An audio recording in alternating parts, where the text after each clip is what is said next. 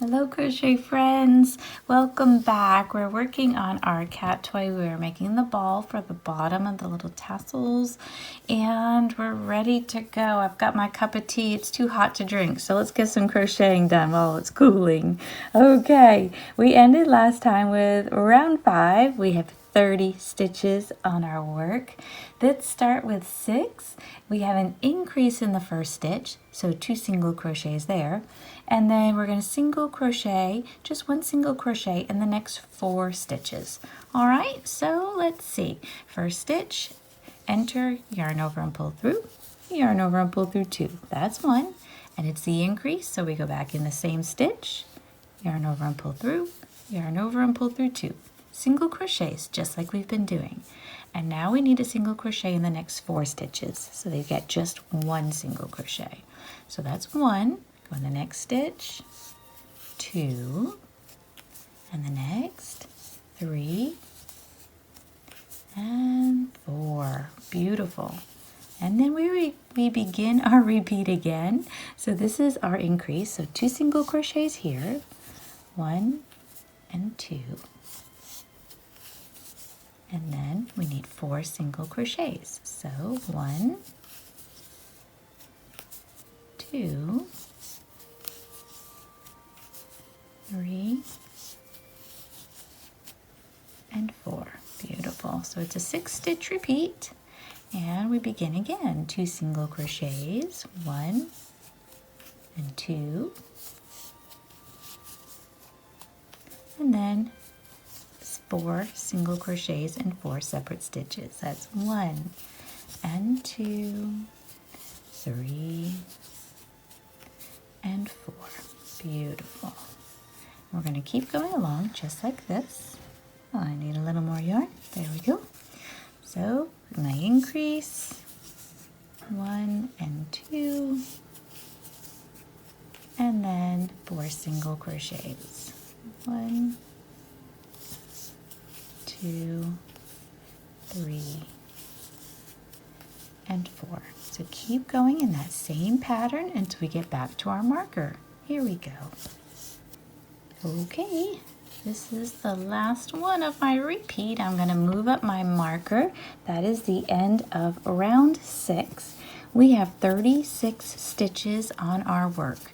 Now for 7 through 11, so including 11, we are just going to single crochet each of these stitches, which is going to give it that ball shape, okay? So we are just going to go along. We're going to move up our marker each time, and we are just going to single crochet around. So it'll start to make it curl and look more like a ball shape, okay? So this is kind of the middle of your ball right here. Now, if you are changing colors, if you're doing maybe the top red and the bottom green or whatever colors you're doing, when you get to round 9, that's where you would want to change your color, okay? So about round 9 usually looks good. So I would, before I start round 9, I would go and change up that color and just, put in whatever you want to do. I'm making mine solid.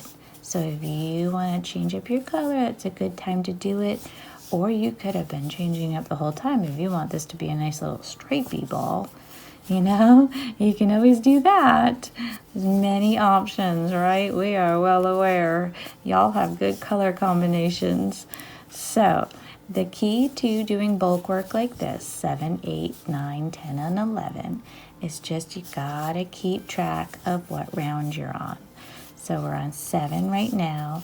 When you're done with 7, if you want to mark it off on a piece of paper, or if you want to use a stitch counter, whatever you use to help you keep track, just in case, we get distracted, don't we? I do all the time. People talk to me or the phone rings or something, and I lose my train of thought.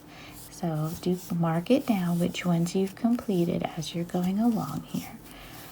It just makes life easier, right? It sure does. So this is 7 that we are currently on, and we're just going to move up our marker and keep going along, just like we've been doing. No joining, at the end of each round, okay? So you just keep doing like you've been since the very beginning of your little ball here.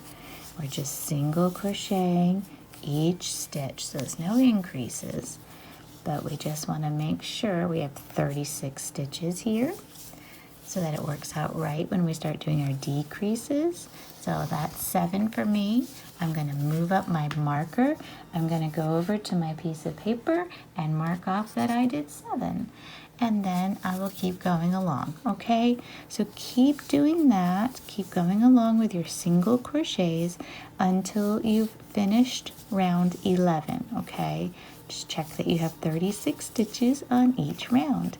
And I will see you at the end of round 11. Here we go.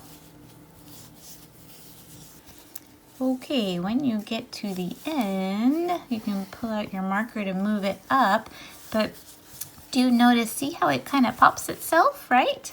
So now we have a ball shape. So when you are done with the end of round 11, you have still 36 stitches on your work. This is a great time to secure your original tail down in there. If you want to sew that in a little bit, if it feels like it's not as tight as you would like, you can always do that, sew that in, because it's nice and wide and open and you can get in there well. So this is what it looks like at the end of round 11, and I will see you next time for round 12. Thank you and have a joyful day.